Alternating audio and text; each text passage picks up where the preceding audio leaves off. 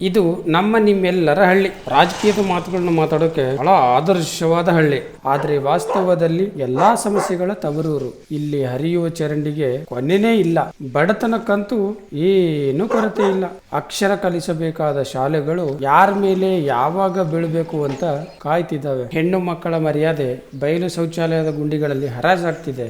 ಅಭಿವೃದ್ಧಿ ಅಂದ್ರೆ ಕೇವಲ ಎಲೆಕ್ಷನ್ ಹೊತ್ತಿಗೆ ಬರೋ ಸುಳ್ಳು ಆಶ್ವಾಸನೆ. ಎಷ್ಟೋ ವರ್ಷದಿಂದ ಬದಲಾಗದ ಈ ಊರಿನ ಹಣೆಬರ ಬದಲಾಗೋದಾದ್ರೂ ಯಾವಾಗ?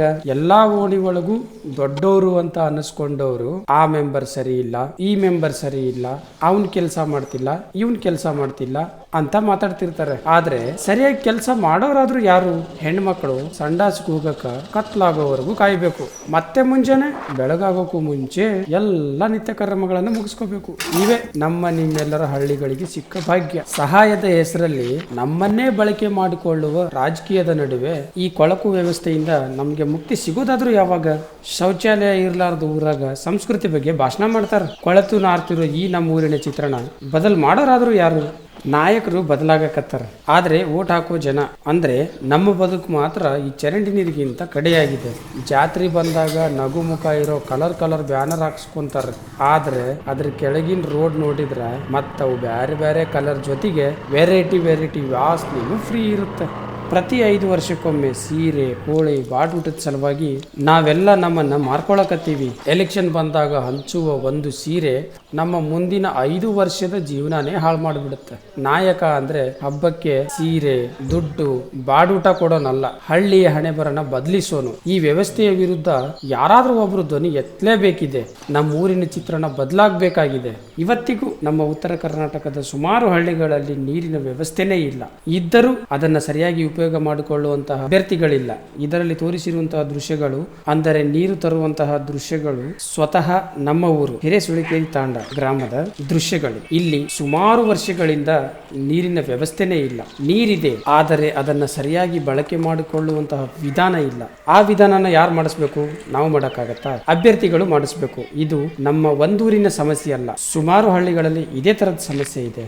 ಈ ಚಿತ್ರದಲ್ಲಿ ಬರುವಂತಹ ಪಾತ್ರಗಳು ಕೇವಲ ಕಾಲ್ಪನಿಕವಾದರೂ ದೃಶ್ಯದಲ್ಲಿನ ವಿಷಯಗಳು ಸಂಭಾಷಣೆಗಳು 95% ನಿಜವಾಗಿಯೂ ನಡೆಯುವಂತಹ ಮತ್ತು ನನ್ನ ಗಮನಕ್ಕೆ ಬಂದಿರುವಂತಹ ಒಂದಿಷ್ಟು ವಿಷಯಗಳನ್ನು ಮಂಜುಳಾ ಮೆಂಬರ್ ಎಂಬ ಕಥೆಯ ಮೂಲಕ ನಿಮ್ಮ ಮುಂದೆ ಪ್ರಸ್ತುತಪಡಿಸ್ತಾ ಇದ್ದೇನೆ.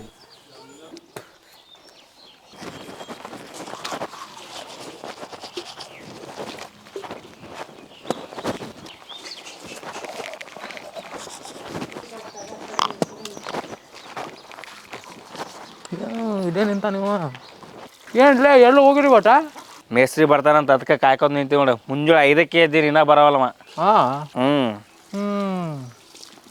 ಮತ್ತು ಎಲೆಕ್ಷನ್ ಡೇಟ್ ಅನೌನ್ಸ್ ಆದಂಟ ಯಾವಾಗ ಓಟ್ ಹಾಕೋದು? ಬಂತಲ್ಲ ಈ ಸಲ ನಮ್ಮ ವಜ್ರಪ್ಪನೇ ಮುಂದೆ ಬರೋದೆ. ನಿಮ್ಮ ವಜ್ರಪ್ಪಗೆ ಏನು ಬಗುತ್ತೋ ಹೆಬ್ಬಟ್ಟವ? ಹಂಗ್ಯಾಕಂತೀವೋ, ಒಂದು ಓಟಿಗೆ 500,000 ಕೊಟ್ರೆ ತಾವೇ ಬಂದು ಒತ್ತು ಹೋಗ್ತಾರೆ.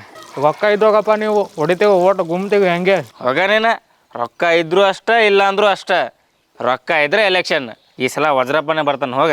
ಆಯ್ತು ನಡಿಯಪ್ಪ, ಹೋಗ್ತೀನಿ ನಾನು, ನಂಗೆ ಲೇಟ್ ಆಗುತ್ತೆ ಮತ್ತೆ. ಹೋಗ.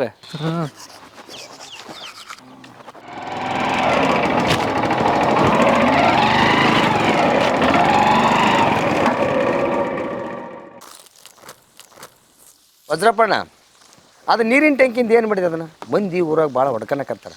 ಒಂದು 10 ವರ್ಷ ಆತದ ಆಗ ಬಿದ್ದತ್ತದ. ಅಲ್ಲೋ ಕೆಲಸ ಮಾಡೋಕೆ ಹೇಳೈತಲ್ಲ, ಈಗ ಚಲೋ ಮಾಡಿರಲ್ಲ.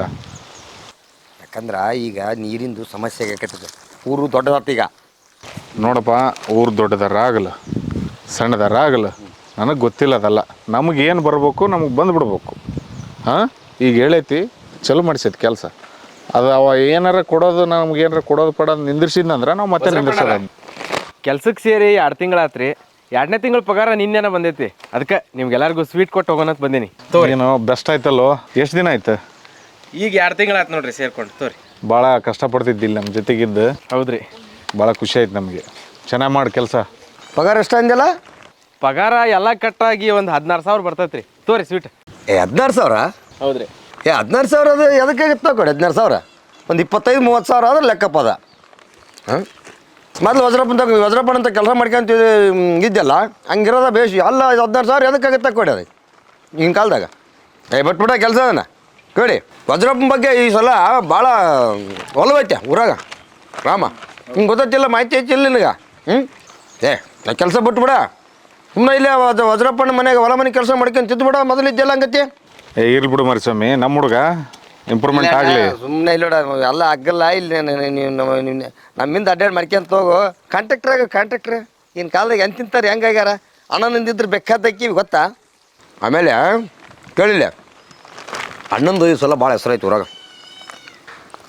ನೀ ಮತ್ತೆ ನಿಂದಿರ್ಬೇಕಂತೇಳಿ ಜನ ಬೆಂಬಲ ಐತ್ಯಾ, ಹಂಗಾಗಿ ಮತ್ತೆ ನಿಲ್ಸಾನತ್ತನ್ನ ಹಂಗಾಗಿ ಆತನ ಕೆಲಸ ಮಾಡ್ಕೊಂತ ಹೋಗ್ಬಿಡು. ಮತ್ತೆ ಯಾಕೆ ಕೆಲಸಕ್ಕೆ ಅಲ್ಲ 14,000 ಅದಕ್ಕಾಗತ್ತೆ ಕೊಡಿ ಈಗಿನ ಕಾಲದಾಗ. ಬಿಟ್ಬಿಡ ನೀನು ಆಪನ ಕೊಡಿ ಅದನ್ನ ಬಿಟ್ಬಿಡ ಒಂದು ಕೆಲಸ ಬೇಡ.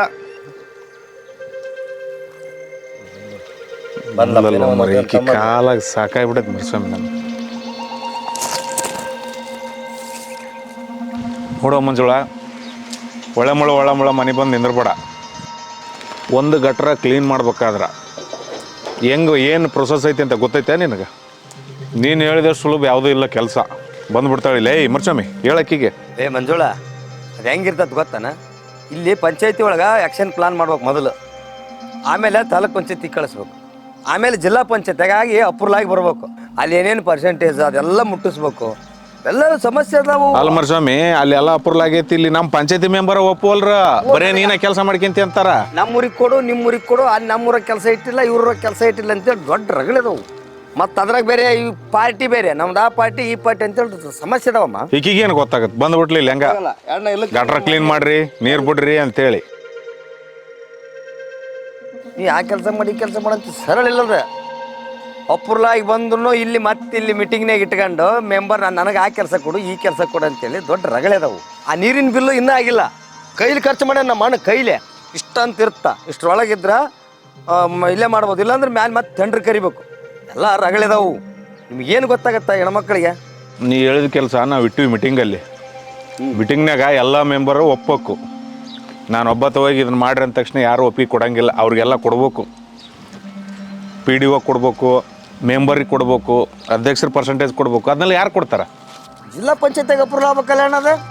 ಅಲ್ಲೆಲ್ಲ ಅಪ್ರೂವಲ್ ಆಗೈತಿ ಮರಿಸ್ವಾಮಿ. ಈಗ ಲಾಸ್ಟ್ ಬಂದೈತಿ, ಮೆಂಬರ್ಗಳು ಒಪ್ಪುವಲ್ರ. ಬರೀ ನಿಮ್ಮೂರ ಕ್ಲೀನ್ ಮಾಡ್ಕೊಂತಿ, ನಮ್ಮೂರು ಯಾವ ಕ್ಲೀನ್ ಮಾಡಿರ್ತಿ ಅಂತಾರೆ ಬೇರೆ ಊರವ್ರ. ಏನು ಹೇಳಣ? ಹೌದೌದು. ಈ ಕೇಳ್ತಾಳು ಹಂಗ ಊರು ಮಂದಿಗೆ ದೊಡ್ಡ ಸಾಚೆ ಆಗಕ್ಕೆ ಬಂದ್ಬಿಟ್ಟಾಳ. ಇಲ್ಲಿ ಬರಕ್ಕೆ ಹೋಗ್ಬಿಡ ನಮ್ಮ ಮನೆ ಮುಂದೆ ತಿರ್ಗಮ್ರಗ. ನೀನು ಏನು ಅಷ್ಟು ಊರು ಸ್ವಚ್ಛ ಮಾಡ್ಬೇಕು ಅಂತೀಯಲ್ಲ, ಈ ಸರಿ ನಿಂದ್ರೆ ಎಲೆಕ್ಷನ್ಗೆ ಗೊತ್ತಾಗತ್ತ ನೋಡವ. ಅದು ಟೆಂಡರ್ ಆಗ್ಬೇಕದು. ಟೆಂಡರ್ ಆಗೋದು ಇರ್ಲಿ ವಜ್ರಪ್ಪ. ಹೋದ ವಾರ ಚರಂಡಿ ಹತ್ರ ಒಂದು ಮಗು ಕಾಲು ಮುರಿದು ಬಿದ್ದೈತಿ. ನಿಮ್ಮ ಸಾಹೇಬ್ರು ಬಂದು ಸಹಿ ಹಾಕೋವರೆಗೂ ಆ ಮಗು ನೋವು ಅನ್ಭವಿಸ್ಕೊಂಡ ಇರ್ಬೇಕಾ? ನೀವೊಂದ್ಸಲ ಓಣ್ಯಾಗೆಲ್ಲ ಓಡಾಡಿ ನೋಡ್ರಿ ನಮ್ಮೂರು ಹೆಂಗೆ ಗಬ್ಬನ ಹಾರಕತ್ತಿತ್ತು ಅಂತ. ಒಂದು ನಿಮಿಷನೂ ಅಲ್ಲಿ ನಿಲ್ಲಕ್ಕಾಗಲ್ಲ ಗೊತ್ತಾ? ನೋಡಿ ಮಂಜುಳ, ನಾನು ನಿನಗೆ ಒಂದು ಹೇಳಕತ್ತೀನಿ. ಊರಾಗ ಏನೇನು ಸಮಸ್ಯೆ ಅದಾವಂತ ನನಗೆಲ್ಲ ಗೊತ್ತು. ಎಲ್ಲ ಸಮಸ್ಯೆನ ಕ್ಲಿಯರ್ ಮಾಡ್ಕೊಂತ ಬಂದಿ ನಾನು. ನನಗೆ ಪಾಠ ಮಾಡಕ್ಕೆ ಬರಬೇಡ. ನಮ್ಮೂರು ರಾಜಕೀಯನ ನನಗೆ ಗೊತ್ತೈತಿ. ಎಲೆಕ್ಷನ್ ಹತ್ರ ಬರಕತ್ತೈತಿ ಅಂತೇಳಿ ನೀನು ಈ ಥರ ನಾಟಕ ಮಾಡಕತ್ತಿ ಅಂತ ನನಗೆ ಗೊತ್ತೈತಿ. ಹೋಗ್ಲಿ ಬಿಡು ವಜ್ರಪ್ಪಣ್ಣ. ಆ ಹೆಣ್ಮಗಳೇನು ಯಾವಾಗ ದಿನ ಬರ್ತಾಳನ? ಯಾವಾಗಾರ ವಾರಕ್ಕೊಮ್ಮೆ ತಿಂಗಳಿಗೊಮ್ಮೆ ಅಲ್ಲೆಲ್ಲ ಮೀಟಿಂಗ್ ಮಾಡ್ತಾರ. ಮೀಟಿಂಗ್ ಮಾಡಿ ಏನೋ ಉರುಪ್ನ್ಯಾಗ ಬರ್ತಾಳ. ನೋಡವ ಮಂಜುಳ, ನಮ್ಮೂರ ಬಗ್ಗೆ ನಿನಗೆ ಅಷ್ಟೊಂದು ಕಾಳಜಿ ಏನಾರು ಇತ್ತಂದ್ರೆ ನೀನು ಎಲೆಕ್ಷನ್ ನಿಂತು ಬಂದು ಊರು ಕೆಲಸ ಮಾಡಲ್ಲ. ನೋಡೋಣ, ನಾನು ನಿನ್ನಂಗೆ ಮೆಂಬರ್ ಆಗೋದಕ್ಕಿಂತ ಮುಂಚೆ ನಾನು ಆ ಕೆಲಸ ಮಾಡಿದ್ನು, ನಾನು ಈ ಕೆಲಸ ಮಾಡಿದ್ನು, ನಾನು ಅದನ್ನ ಸ್ವಚ್ಛ ಮಾಡಿಸ್ನು, ಇದನ್ನು ಸ್ವಚ್ಛ ಮಾಡಿಸ್ನು ಅಂತ ಅನ್ಕೊಂಡು ಬಂದೆ. ಮೆಂಬರ್ ಆಗಿಂದು ಗೊತ್ತಾತು ನಾನು ಯಾಕೆ ಮೆಂಬರ್ ಆಗೀನಿ ಅಂತೇಳಿ. ಅಲ್ಲ, ನೀನು ಭಾಳ ಕಾಮಿಡಿ ಮಾಡ್ತೀಯಪ್ಪ. ಬೇ ಮಂಜುಳ, ಆಗಿಬಿಡು ಹೋಗ್ಬೇ ಮೆಂಬರ್ ಹತ್ತಾಗ. ಅಂದ್ರೆ ಕಡೆಗೆ ನಮ್ಮ ವಜ್ರಪ್ಪನ ತಕ್ಕ ಬರೋದ್ರ ತಪ್ಪುತ್ ನಿಂದ. ದಿನ ಒಂದು ರಗಳಿ ತರ್ತೀಯವ. ಅದಾಗಾತು, ಇದು ಈಗಾತ, ದಾರಿದಾತು, ಮನಿದಾತು. ಮೊನ್ನೆ ಆ ಮುದೇಕಿತ್ತ ಬಂದ ಮನೆ ಬಿದ್ದತ್ತಂತಂದು. ಮನೆ ಬಿದ್ದತ್ತ ಬರ್ತಾವ. ಬಂದ್ರೆ ನಾವೇನು ನಿಮ್ಗೆ ಆಗ್ತೀವಲ್ಲ. ನಾ ಹೇಳ್ತೀನಿ, ಹೆಣ್ಮಕ್ಳ ಹುಡ್ರನ್ನ ಕಟ್ಕೊಂಡು ಇದು ಮಾಡಕತ್ತಾಳ. ಆಗೋಗ ಆದ್ರೆ ಏನದ್ರ ತ್ರಾಸ ಐತೆ ಏನೈತೆ ಅನ್ನೋದು ನಿಮ್ಗೆ ಏನು ಗೊತ್ತಾಗತ್ತ? ನಾನು ನಮ್ಮ 3 ಸಮಸ್ಯೆಗಳನ್ನು ಪರಿಹಾರ ಮಾಡಿಕೊಡಿ ಅಂತ ನಿಮ್ಮ ಮನೆ ಹತ್ರ ನಿಮ್ಮ ಆಫೀಸ್ ಹತ್ರ ಬರಕತ್ತೀನಿ. ಅದು ನಿಮ್ಗೆ ಸವಾಲಾಗಿ ಈಗ ನನಗೇನೆ ನೀನು ಮೆಂಬರ್ ಆಗು ಅಂತ ಸವಾಲು ಹಾಕಕತ್ತೀರಿ. ನಿಮ್ಮ ಸವಾಲನ್ನು ನಾನು ಪ್ರೀತಿಯಿಂದ ಸವಾಲಾಗೇ ಸ್ವೀಕರಿಸ್ತೀನಿ.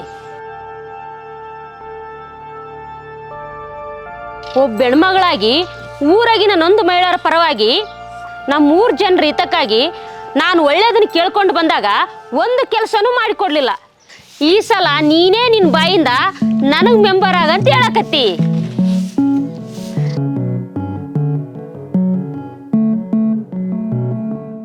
ನಿನ್ನ ಬಾಯಿ ಅರಿಕೆಯಿಂದ ನಾನು ಮೆಂಬರ್ ಆಗೇ ಆಗ್ತೀನಿ.